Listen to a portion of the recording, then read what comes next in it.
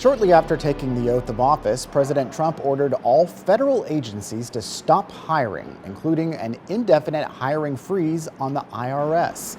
That move comes as many Americans are preparing for the start of tax season. The federal government's official employment site showed the agency was looking to fill hundreds of vacancies, many of them based in Texas. Investigator Kelly Wiley takes a closer look.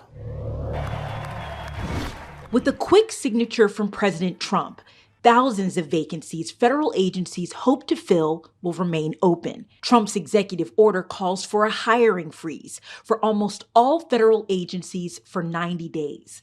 The only exceptions are positions related to immigration enforcement, national security, and public safety. Under the executive order, the IRS won't be able to hire again until the Treasury Secretary determines it's of national interest to lift the order. U.S. Representative from Texas, Lloyd Doggett, believes the order will further harm the IRS, which, according to a recent report, is already struggling with processing delays for returns and identity theft victims. The Republicans seem intent on ensuring that the IRS fails. The effort being made right at the time that tax season is about upon us will mean that tax refunds arrive late, that tax processing is slow, that the government loses revenue. Texas Senator John Cornyn says it remains to be seen what the impact of the freeze will be. And the president doesn't even have his IRS commissioner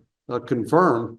And so I think a temporary pause makes sense to me, and so that it can be evaluated what the needs are. I have no doubt that the federal government is simply too big and too bloated with too many employees. As for Trump, his America First priorities says he's freezing bureaucratic hiring to end the onslaught of useless and overpaid DEI activists buried in the federal workforce. As a part of his executive order, the Office of Management and Budget must submit a plan to reduce the size of the federal workforce by mid-April. Kelly Wiley, State of Texas.